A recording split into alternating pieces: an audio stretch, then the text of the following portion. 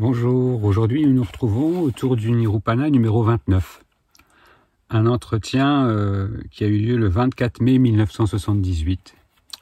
Alors pour rappel, ces entretiens sont des notes prises par un fidèle disciple de Nisargadatta qui était donc originaire de Bombay, qui parlait le Maharat, et qui s'appelle Dinkar Kirchagar.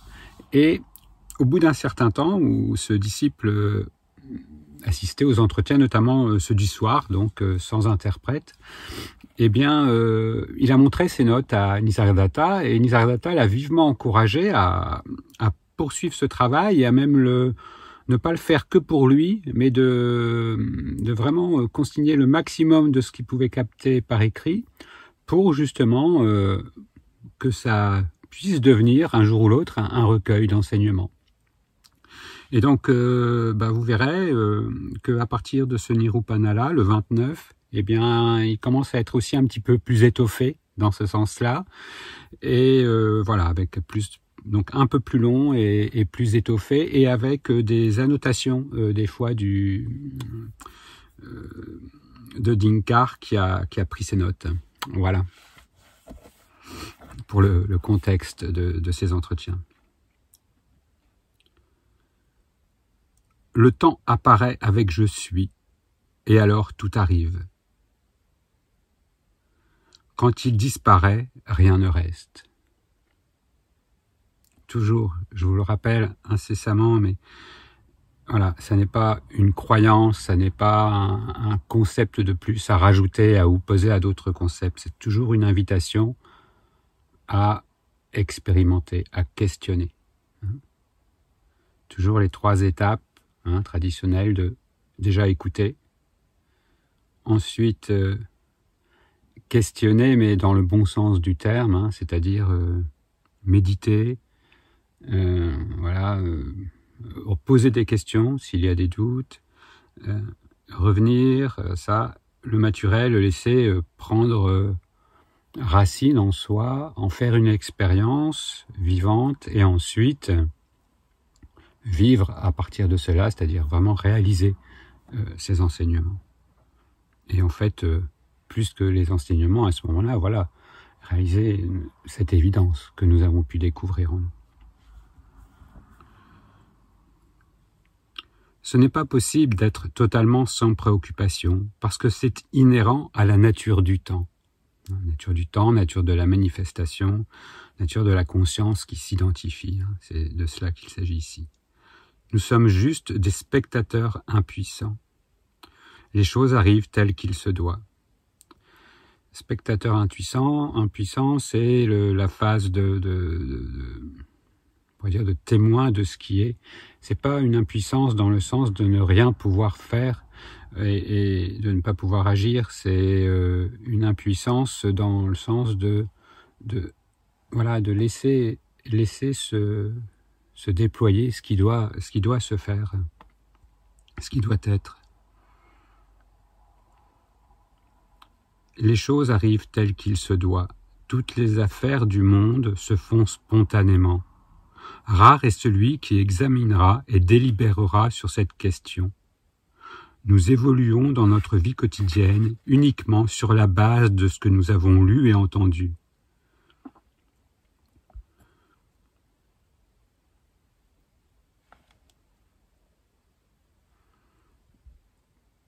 Les impressions enregistrées dans la mémoire sont à l'origine de toutes les activités.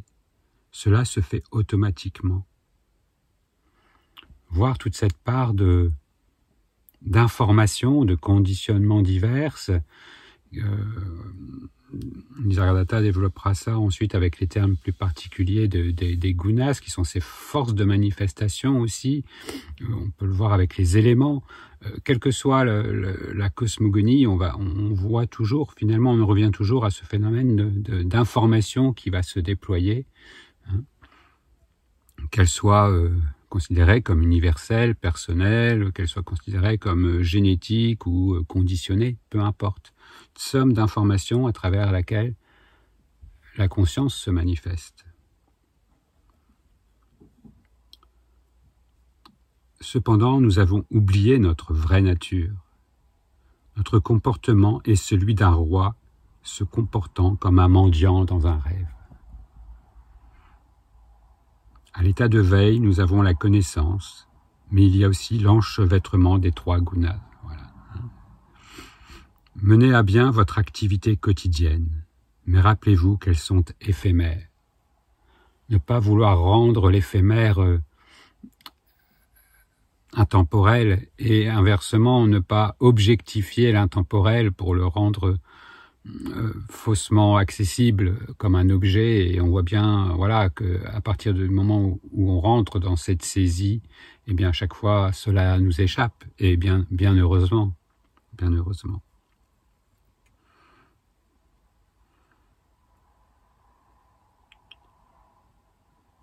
Il est dit que Dieu créa le monde.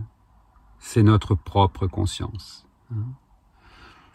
Encore un rappel là de cette façon d'envisager Dieu, non pas comme quelque chose de lointain, d'extérieur, mais comme Dieu dans son aspect de manifestation qui n'est rien d'autre que la conscience une. Elle est sans forme. Quand cela est réalisé, le travail est accompli. Vraiment ce passage, voilà, de pourquoi dans cette petite phrase, ce n'est pas imaginer, voilà, quelque chose sans forme. C'est quelque part, ça n'est presque pas possible. Donc, mais c'est vraiment de passer justement du mode saisie d'un objet, saisie de quelque chose, à justement cet inversement, ce retour de la conscience sur elle-même qui ne va plus être tourné vers les objets de sa propre manifestation, mais vers elle-même en tant que, justement, sans forme, sans qualité, sans définition possible.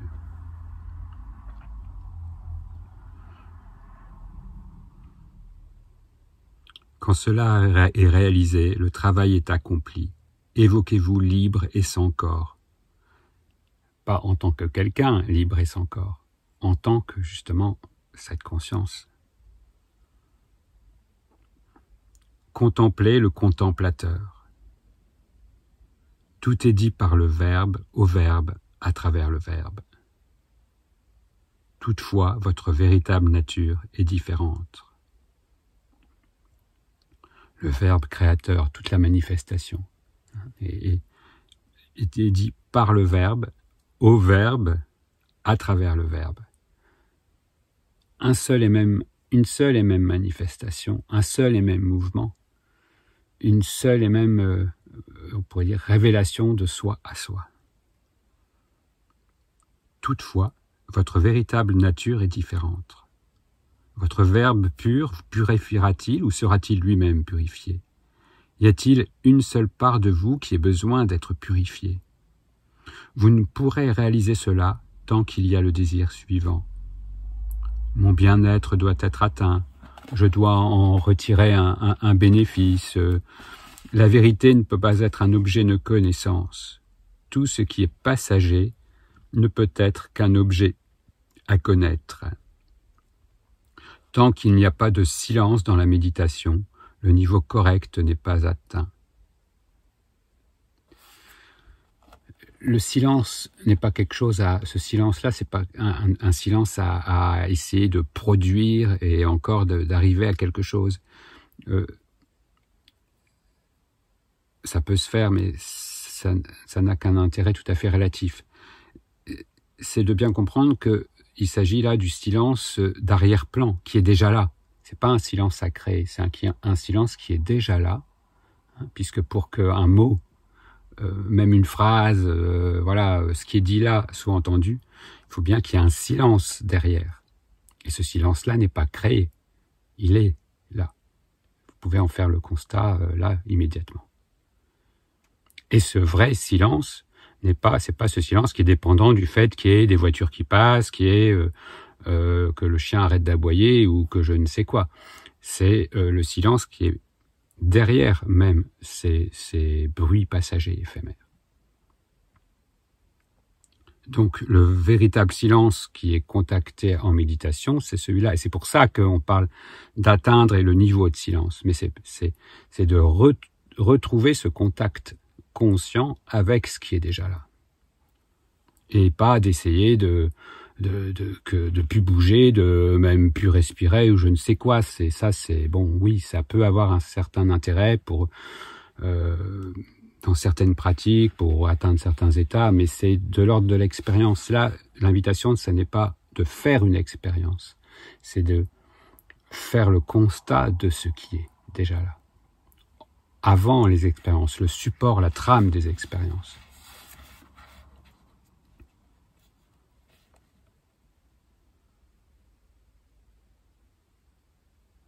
Paramatman évoque l'expérience de comment il s'est fait conscient lui-même. Paramatman, donc au-delà de la conscience, au-delà de la manifestation.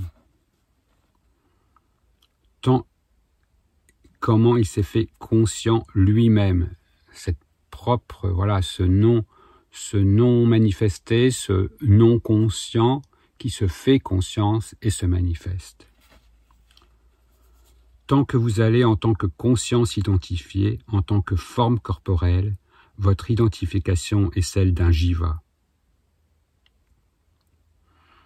Le jiva, l'aspect de la conscience manifestée et qui s'identifie à un corps. Un jiva, c'est ça, on va dire une conscience humaine identifiée à un corps, un mental.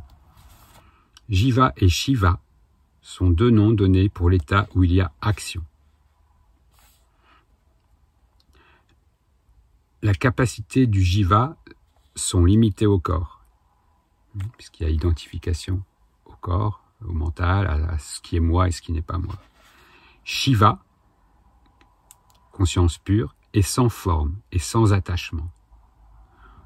C'est ça, dans le sens là où est pris Shiva, donc c'est pour cette manifestation. Mais entre la conscience identifiée, Jiva, et la conscience non identifiée, Shiva. Et puis là, évidemment, les deux termes sont employés ensemble parce qu'il y a ce jeu de mots dans la langue qu'on considère là, Jiva et Shiva.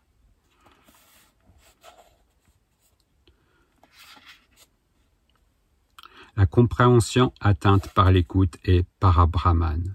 Parabrahman, pas quelque chose, une divinité lointaine, un état lointain, non. Notre propre état sous-jacent à toute manifestation. La croyance que vous êtes le corps est l'illusion. Aucune action ne peut modifier le fait que vous êtes conscience pure. La racine de Maya est la conscience par laquelle vous vous connaissez. Aucune action ne peut modifier le fait que vous êtes conscience pure. Vous êtes conscience pure, nous sommes conscience pure, et il n'y a rien qui va pouvoir l'empêcher, il n'y a rien qui va pouvoir le modifier ou l'arrêter, ou le fait de l'être ou de ne pas l'être. La racine de Maya est la conscience par laquelle vous vous connaissez. Le fait même de la manifestation au sein de la conscience génère Maya, génère l'illusion. Notre vraie nature nous est inconnue. Comment pouvons-nous parler de ce qui nous est inconnu? Alors, les Écritures se taisent. Propre et sans tache ne veut pas dire blanc. Même la blancheur est impure. Bien comprendre, on passe du domaine de l'objectification, de ce qui peut être verbalisé, à ce qui ne peut plus être verbalisé. C'est pour ça que tout enseignement, on pourrait dire, est un art de pointer vers l'indicible, mais ne peut, si on s'attache aux mots, comme dit le proverbe, le sage regarde la lune et l'idiot regarde le doigt qui pointe la lune. Bon, c'est un petit peu péjoratif comme appréciation, mais ça parle bien de ce que ça veut dire. Ne pas se tromper.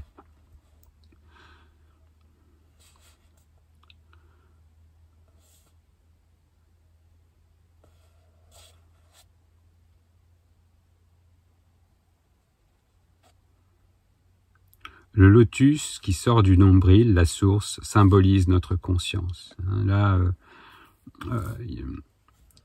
Nisargadatta fait appel à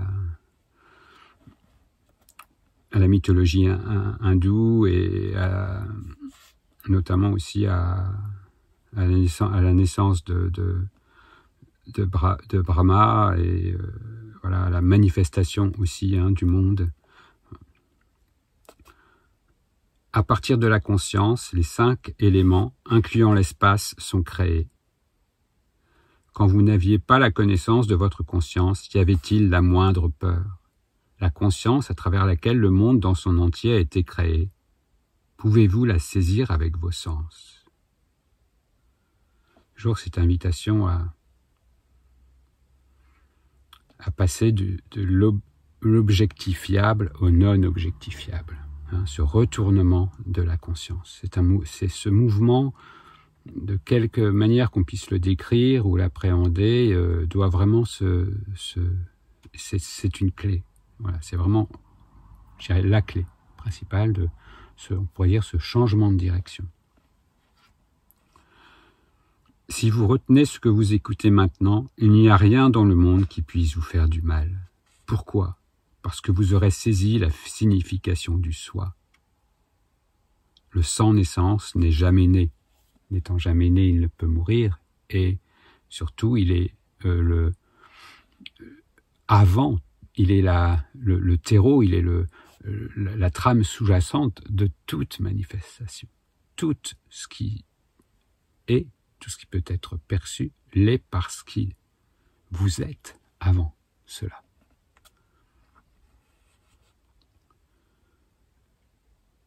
L'impression du corps est très profondément enracinée. Il est difficile de la rendre plus légère. C'est pourquoi il est difficile de se rappeler ceci. Parce que, depuis l'enfance, nous sommes intimement identifiés au corps. Maintenant, nous ne pouvons même pas imaginer que notre vraie nature est sans forme. Le remède à cela est le mantra donné par le gourou et la foi dans le gourou.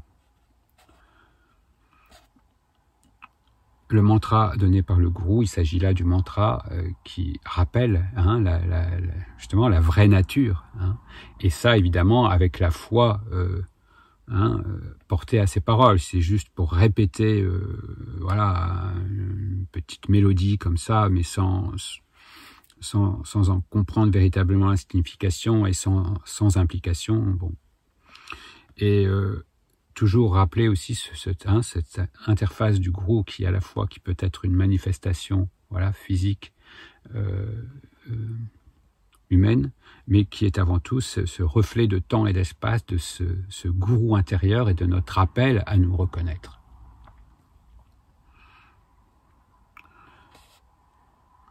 Est-ce que le monde de rêve peut être créé par un effort personnel ? Il s'est créé seul et bouge de la sorte. La signification du silence sans mots est « je suis éveillé ». Ceci est suivi par les activités mondaines, avec des noms et des caractéristiques. Au réveil, quand nous sentons « je suis », le monde est créé. Chaque matin, nous faisons à nous-mêmes une invitation à recréer le monde, à revivre cette création du monde. Votre grand inconfort est votre conscience. Elle est comme l'enfant d'une femme stérile. L'enfant d'une femme stérile, c'est souvent une image employée dans les enseignements en Inde, ça veut dire qu'il n'existe pas. Si une femme est stérile, elle ne peut pas avoir d'enfant, et donc voilà. Ce qui n'est pas imaginé ne se matérialise pas. Si vous ne comprenez pas, au moins soyez respectueux envers la conscience qui écoute. Considérez-la comme les pieds bénis du gourou. Avez-vous saisi la signification de la naissance de Brahman au lotus du nombril? Voilà. Nisargadatta refait appel à la mythologie hindoue et de cet aspect de la création.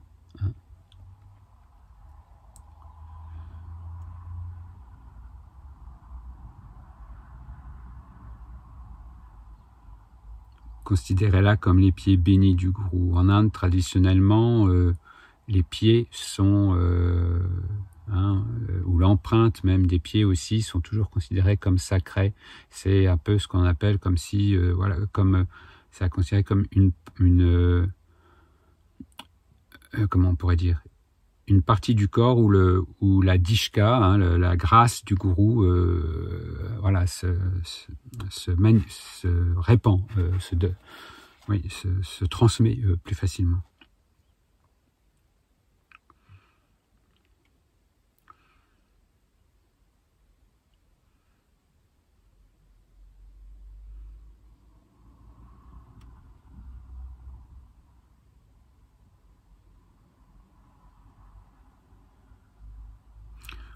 Toute l'intelligence du monde vient de l'imitation. Par exemple, ceux qui sont amateurs de films se comportent pareillement à ceux qu'ils voient dans les films, à leurs héros de films. De la même façon, regardez le film de la conscience attentivement, correctement. Pour revenir à ça aussi, on sait bien que ça fait partie de l'apprentissage effectivement humain, avec ce qu'on appelle les neurones miroirs, qui, au-delà de tout ce qui peut être transmis de façon formelle, c'est un processus d'imitation. De la même façon, regardez le film de la conscience attentivement, correctement. Alors vous irez au-delà du film. Toute cette information provient de la connaissance qui écoute.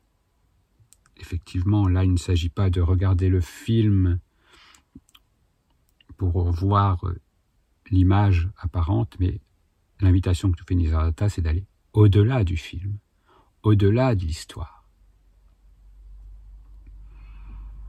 On ne s'intéresse pas au film pour transformer le film, on n'est pas là dans une démarche de développement personnel, on n'est pas dans une démarche d'amélioration de quelque chose. On est dans une démarche d'aller voir ce qui est derrière, ce qui est à l'origine, ce qui est la trame immuable de ce film changeant, toujours changeant.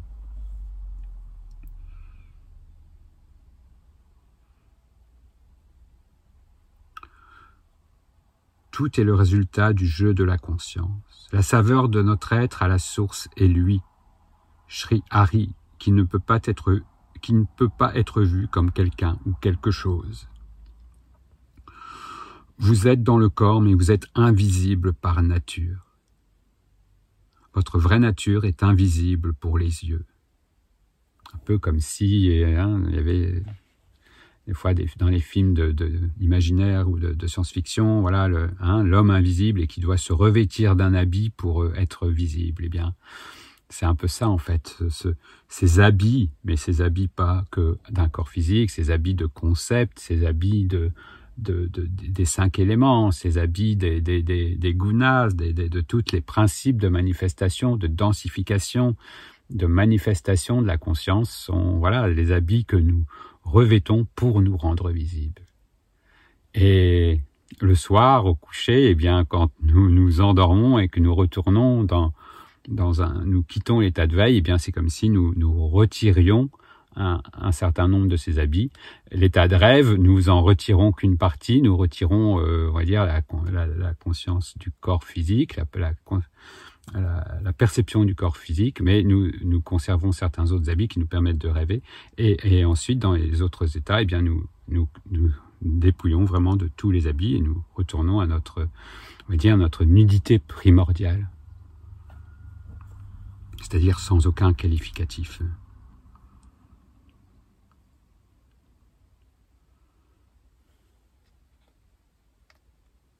Quand vous réalisez que vous n'êtes pas le corps, vous savez que tout est mot, M-O-T, uniquement.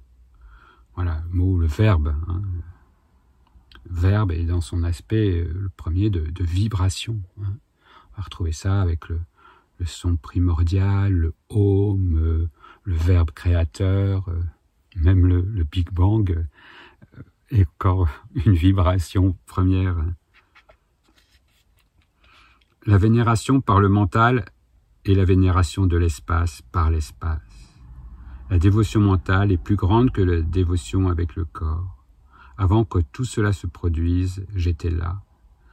Le mental, là, à prendre dans cet aspect justement de verbe et de vibration plus légère, là déjà, et moins matérialisée. Cette interface entre ce que l'on considère comme matériel et le non manifesté.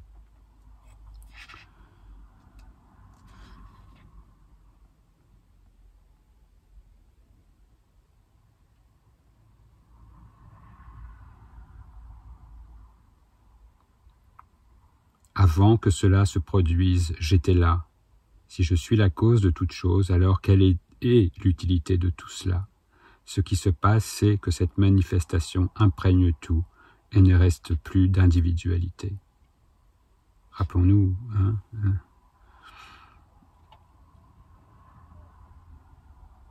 Avant que tout cela se produise, j'étais là. Avant qu'Abraham fût, j'étais. Je suis. Parole du Christ. Maharaj veut dire que la réalisation n'est d'aucune utilité pour celui qui la cherche.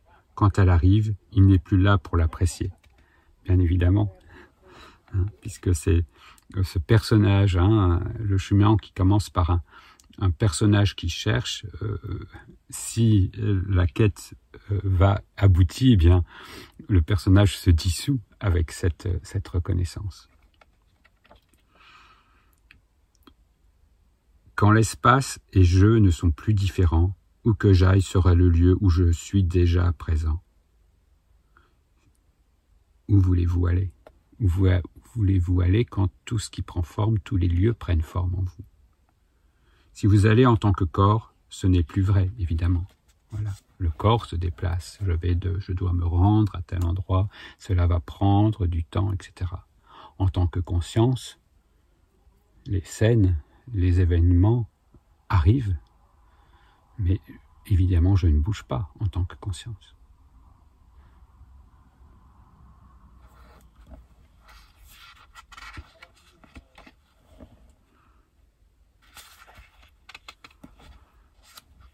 Si vous percevez ceci, pouvez-vous encore mourir? La forme de votre conscience est l'espace. La conscience dans son aspect de manifestation, cette matrice au sein de laquelle tout apparaît, on va dire que sa première manifestation, on pourrait dire, c'est l'espace. Espace dans lequel va pouvoir tout se déployer. Mais quelle est la taille de cette conscience? Quelle est votre taille quand vous ne vous référez plus à la taille du corps et à tout ce jeu d'interrelation entre les objets?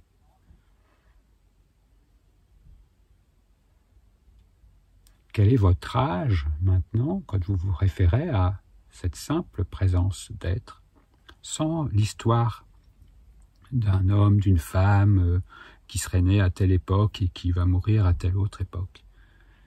Quel est votre âge? Quelle est votre durée, là, maintenant? C'est ça qui... Ces descriptions, voilà, ce n'est pas pour faire une accumulation de savoir ou de nouveaux termes, c'est un questionnement.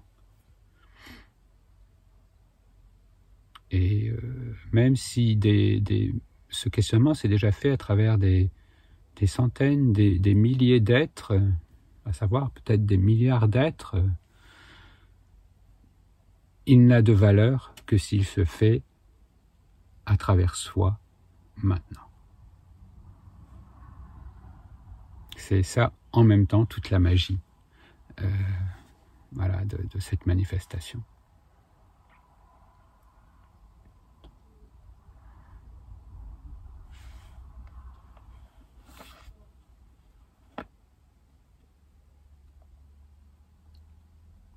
Si vous percevez ceci, pouvez-vous encore mourir? La forme de votre conscience est l'espace. Celui qui connaît, c'est vous. Quel vous? La manière dont je suis, évolue, est appelée sport, maya, ce n'est pas réel. La manière dont le je suis, cette manifestation, cette première manifestation évolue, se manifeste, est appelé sport. Sport dans le sens aussi de jeu. Nisargadatta utilise facilement ce terme de sport. Voilà, ça amène aussi à enlever une certaine gravité aussi à cette manifestation.